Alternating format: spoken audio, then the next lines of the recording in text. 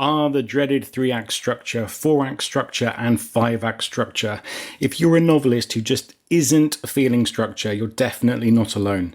You're ready to dive into the deep end and start planning a novel without any of these structures, but you don't know where to start. Fear not, intrepid writer. I'm here to guide you in the mysterious and wild world of novel planning without traditional structures.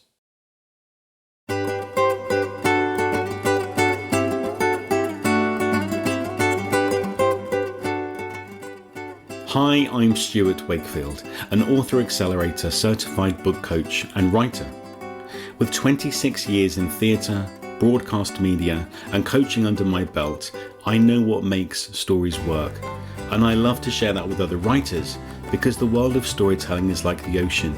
It's deep, it's mysterious, and it's a little scary to those who don't know how to navigate it. And with so much left to luck and timing, it's my mission to give great books the best chance of getting into readers' hands. In each episode, I'll share tips and plans of action that will help you write, edit, and publish your book. If you're new to writing or consciously working to improve your craft, then this is the podcast for you.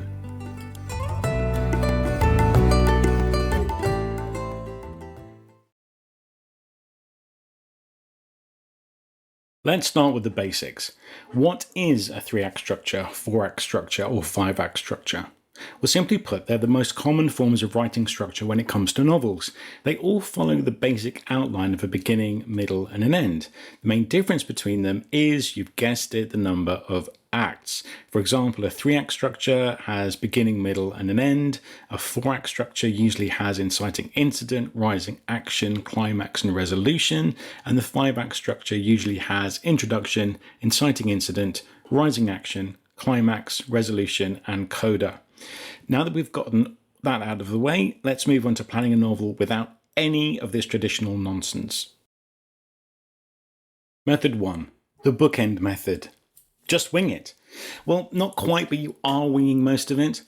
This is the ideal method for writers who don't want to be tied down by pesky details like plot and characterization. Simply sketch out the beginning and the end and the characters, then let your creative juices run wild. Come up with a spectacular climax or take a detour in an unexpected direction. Anything goes. And this is recommended for writers who are daring enough to throw caution to the wind. I couldn't find who created this method, but it's one of the many steps I use with my clients during story development, although I don't ignore what comes between the beginning and the end. The bookend method can be surprisingly effective, and if you get it right, it has the most wonderful symmetry. So here are 3 examples. The first one is the King's speech. So in the beginning, he makes a dreadful speech. At the end, he makes a brilliant speech. The Fabulous Baker Boys. In the beginning, will I see you again? No. In the end, will I see you again? Maybe. And in The Godfather, beginning is wedding, Michael is honest with Kay. And at the end, funeral, Michael lies to Kay. Method 2. John Gardner's Fichtean curve. The Fichtean curve focuses on conflict and crises and has 3 main components: rising action, climax, and falling action. During the rising action, the story increases in tension by starting quickly with the inciting incident pretty much straight away. And this is followed by various crises. They kind of ratchet up. This often takes up the first 2/3 of the book, and this is similar to the in media res story structure. But it's not technically tied to any of the 3, 4, or 5 acts, so we're all good. So the climax is the height of tension, the point in the story that each crisis has been building towards, and this is the largest crisis that the characters face in the story. It's the tippity top of the dorsal fin. Falling action consists of the final resolutions that follow after the climax is finished, and that usually finishes out the last third of the story, but again, it's not necessarily in just the 3rd act. So the Fichtean curve is unique because it's simple and it's flexible, and it has this kind of unique dorsal fin shape that illustrates the progress and the tension of the story. While other narrative plotting devices will often have a certain number of steps, such as Dan Harmon's Story Circle or Randy Ingermanson's The Snowflake Method, the Fichtean curve really allows you freedom in your plotting. So the only set rules are that the various crises must occur during the rising action, which builds to the climax, and resolve in the falling action. You can include as many crises as you like, and you can use this simple structure to build out your story in any way you want to. A wild ride full of crazy ideas and no structure whatsoever, so hold on tight. Then prepare for the out of control reorganization in draft 2. So this baby is all about refining your material and getting your story back on track. Ready for some serious language polishing? Draft 3 is here to smooth out all of those rough edges and focus on clarity. And don't forget your beta readers here, they're your trustworthy sidekicks on this journey. Draft 4 is approaching fast. Grab your editing goggles. This draft is all about making final revisions and getting rid of any pesky typos or inconsistencies that may have snuck aboard. And then last but not least, it's time for draft 5. Proofread and publish. You're almost ready to release your masterpiece into the world, but first, let's check for formatting issues and make sure everything looks spick and span before your novel goes out into the world. So there you have it. The 5 draft method, where revision meets absolutely no structure at all. That said, some writers do like to think about structure in the second act, but they're just losers. Method 4, the 5-step method. The 5-step method is the bomb.com for writing a novel. It's basically like this. Step 1, brainstorming and outlining. This is when you come up with your idea and build the framework of your story. Make characters, situations, drama, and plot points in a messy outline that will lead you through the rest. Step 2. Writing the first draft. Grab your outline and start throwing words on paper. Let your imagination have fun and get all your ideas down. Don't stress about being perfect, just put it out there. Step 3. Revising and editing. So now you have a rough draft, it's time to go through it again. This is where you'll add depth to the characters, make sure your plot follows logically, and refine everything until you love it. You may need to do several rounds of revisions and edits before it's ready. Step 4. Beta readers and feedback.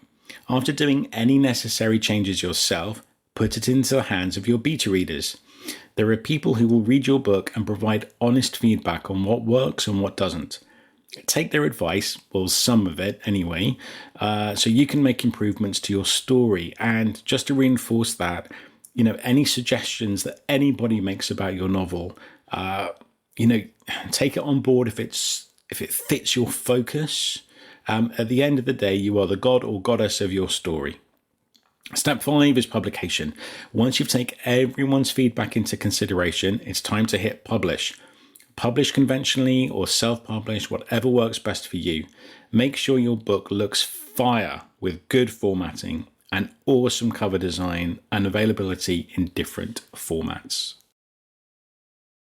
Method 5. Randy Ingermanson's Snowflake Method. So what is Randy Ingermanson's Snowflake Method for writing a book? So number 1 is a 1-sentence summary. You come up with a snarky 1-sentence summary of your novel, something along the lines of a nerdy kid goes head to head with an evil lord who murdered his parents. What's that? I guess that's Harry Potter. Probably could be Star Wars. Number 2 is expanding the sentence. Expand the sentence to a paragraph so you can gloat about yourself and your magnum opus. And here's what it might look like. My amazing book tells the story of a brave young wizard embarking on a thrilling fight for survival against a malevolent dark lord who annihilated his beloved parents. His journey takes him through 3 intense turning points, and when all is said and done, he triumphs in the end, gaining new insight into life's great challenges. Number 3. Main character summary. Take some time to craft 1-page summaries for each character. A 1-10-sentence summary that really drives home how awesome they are. So the character's motivation, the character's goal, the character's conflict, the character's epiphany, and lastly, write a paragraph summarizing their entire narrative arc with sass and pizzazz. This part should take no less than 6 hours in total because your characters need to be larger than life. 4. Sentence to a paragraph. Go back to the summary you wrote in 2 and expand each sentence into a hubristic soliloquy. The snowflake method means that you're taking an insignificant idea and inflating it like a balloon until it's too big for anyone to handle. But you. The next step is to take each of those sentences from step 2 and give them a few swirly letters and draw out a never-ending word salad. This is not for the faint of heart, but it will form the bedlam of your story and the novel you will read. So Randy's advice here is take several hours and expand each sentence of your summary paragraph into a full paragraph. All but the last paragraph should end in disaster. The final paragraph should tell how the book ends. Number 5, descriptions of characters. Now, you've written a one-page description for each major character so they can achieve their martyrdom in their own special way. So now you need to add depth to your characters, or put them on a cliff.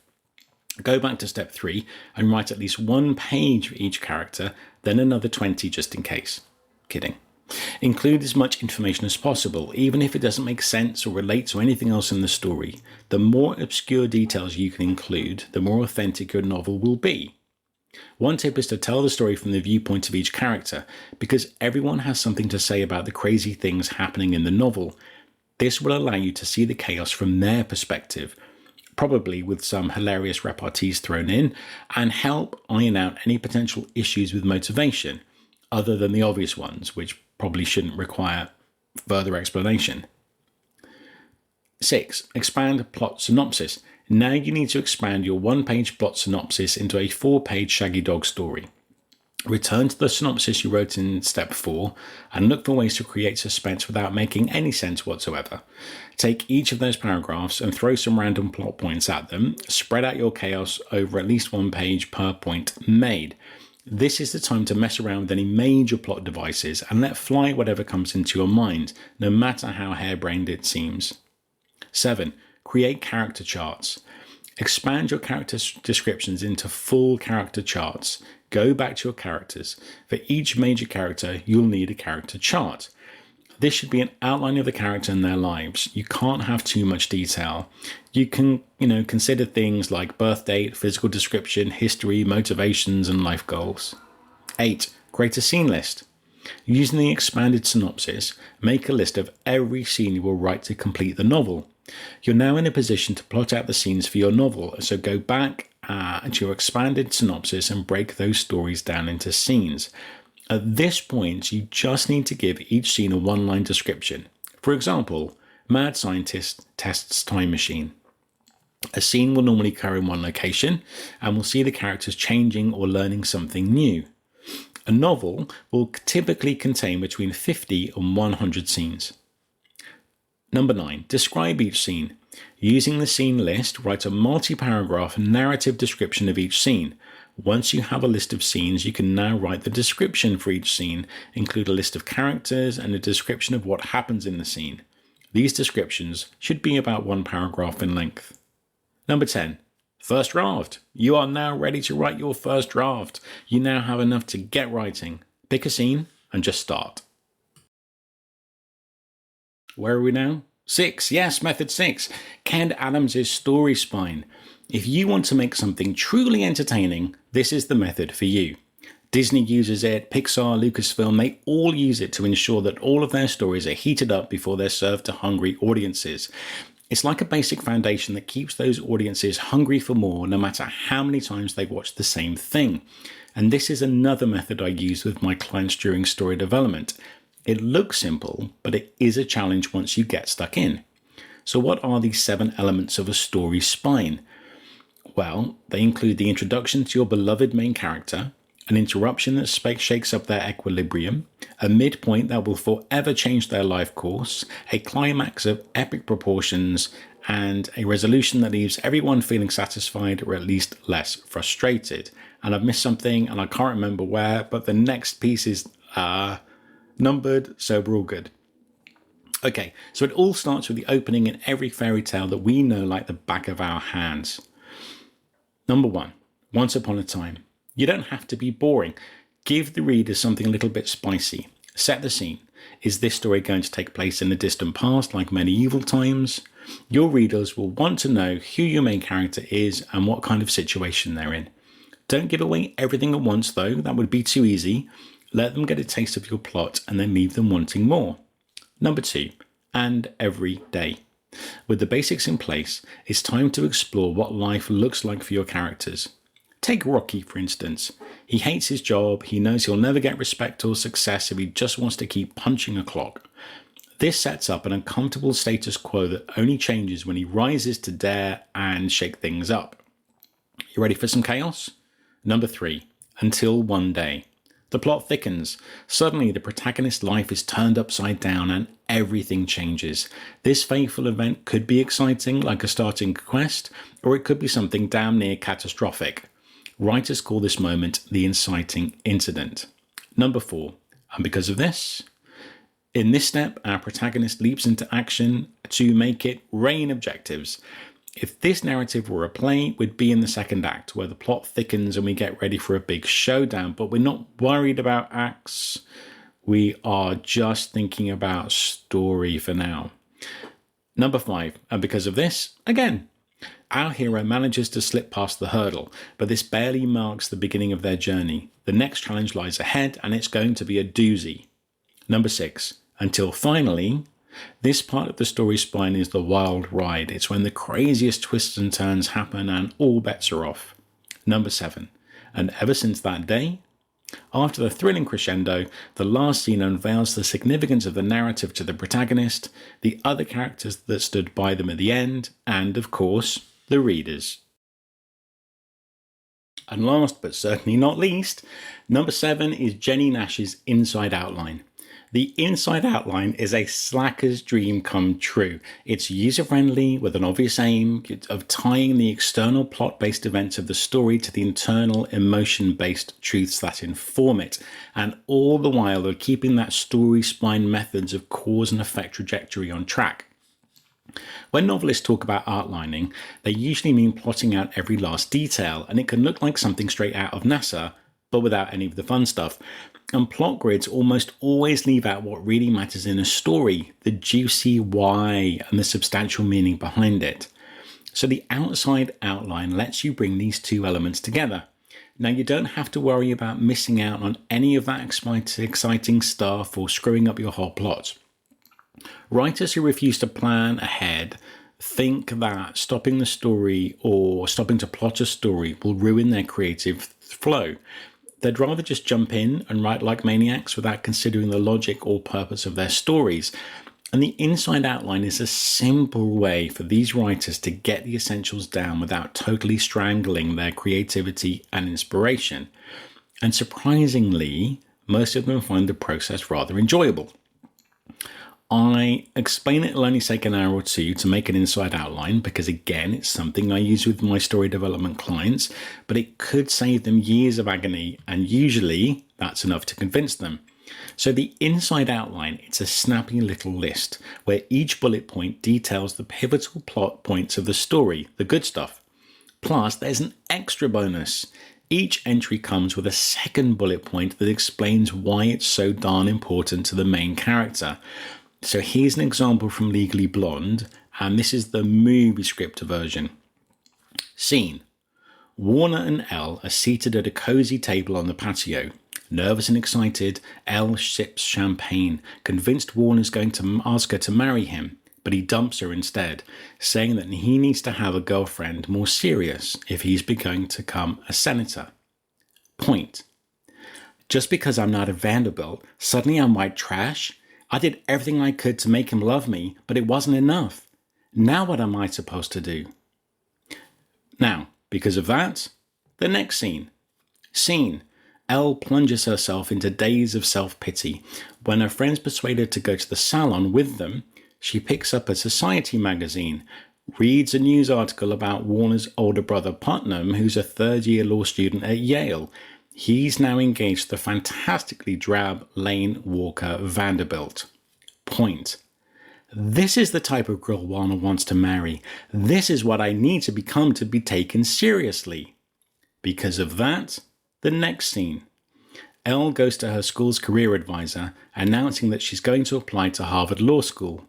The advisor discourages her, saying that Elle's major in fashion merchandising won't impress Harvard unless she has glowing recommendations, an outstanding personal essay, and a score of at least 174 on her LSATs. Point. I once had to judge a theatre chai tidy-whitey contest. How hard can getting into Harvard be? Because of that, and so on. And I must offer an apology for my terrible American accent. I haven't been on stage since 2003. Okay, so trying to keep your inside outline to 2 pages max, and I mean double-spaced pages. Strictly monitor yourself on this one. Think of the major occurrences in your novel and nothing else. It can be tempting to add all the bells and whistles, but resist the urge. The challenge here is to capture the storyline and the emotional core of the story in a way that you can really envision it. And don't worry if it takes more than one run through. Just make sure you stick to that 2-page limit.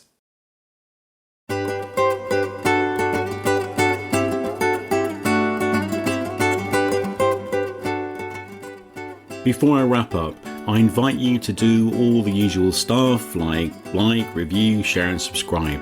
But better than all of that, come and visit me at thebookcoach.co. Sign up for my free self-editing guide and take a look at the services I provide, but there's tons of free useful stuff on my blog too.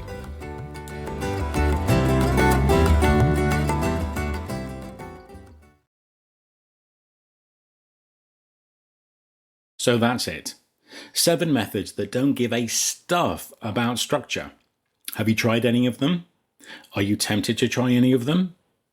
I've already mentioned the story development method I use with my writers, and that incorporates several of the methods I've just outlined for you. And guess what? Story development doesn't give us stuff about structure either. What it does give us stuff about is writing the very best story you can.